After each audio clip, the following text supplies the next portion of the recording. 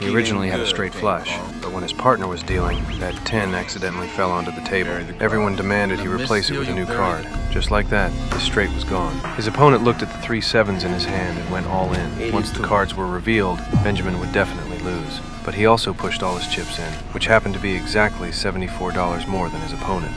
I'm in. And I raised you 74. I said I only got 82 left. Well, then I guess you out of luck. You never heard of a gentleman's game? Yes, I have, but this ain't it. You wanna borrow some money? That's your boys. But I'm in here to make money, bro. You want welfare? Better vote Democrat.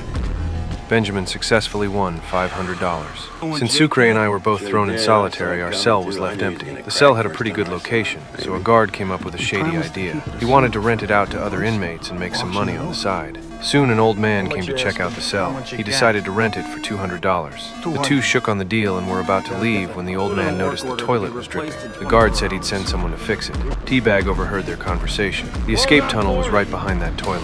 If a worker came to fix it, everything would be exposed. He immediately told his partners about this. Benjamin then went to find the guard. He wanted to buy the cell at double the price. The guard named his price, $500. But where could they get that kind of money? Benjamin called in a few of his guys and told them to collect all the debts owed to him. That should definitely add up to $500. But after his guys collected the money, they didn't give it to Benjamin. Because he had joined the escape crew and was hanging around with white guys all day, his own people decided to cut him loose.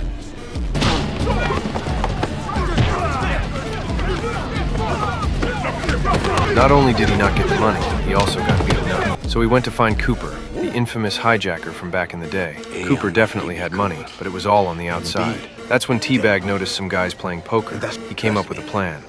When I play cards, it ain't gambling. There's maybe 5 people in this country that can do what I do with a deck of cards. The problem was, they needed $50 just to get a seat at the table. Cooper remembered the $100 he had given me, so he pretended he wanted to rent the cell. Sure enough, that Bible was still on the table. Hey, Bob Villa, it's a cell. Quit kicking the tires and make a decision. I'll give you $100 for it. You wasted my time. Get the hell out of here. Sorry, boss. Thought it was a good bid. Cooper managed to grab the Bible. Now they had their stake. Teabag found Benjamin and asked him to come along. Since white guys and black guys don't get along, nobody would suspect them of cheating together. The two of them walked up to the poker table, and that's how we got to the scene at the beginning.